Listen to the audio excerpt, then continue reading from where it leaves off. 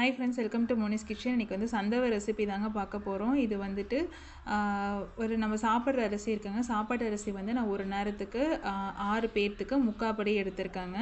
இதை வந்து நல்லா நைஸாக அரைச்சிக்கணும். இப்போ பாருங்கள், கொஞ்சம் வந்து திப்பி திப்பியாக இருக்குது. இது கூட எனக்கு கொஞ்சம் உப்பு போட்டு நம்ம நைஸ் பேஸ்ட்டாக அரைச்சி எடுத்துகிட்டு இட்லி பானையில் தண்ணி ஊற்றி, தண்ணி நல்லா சூடானதுக்கப்புறம் இந்த மாதிரி ஊற்றி எடுத்து வச்சுக்கணுங்க. அதுக்குள்ளே அது வேகிறதுக்குள்ளே நம்ம வந்து தேங்காய் பால் எடுத்துக்கலாம். தேங்காய் பால் வந்து தேங்காய் கூட நம்ம ஏலக்காயும் போட்டு அரைச்சி வடிகட்டி எடுத்துட்டோம். நம்ம நாக்கில் வந்து தென்படாது, இந்த திப்பி திப்பியாக இருக்குள்ளங்க, அது வந்து தென்படாது.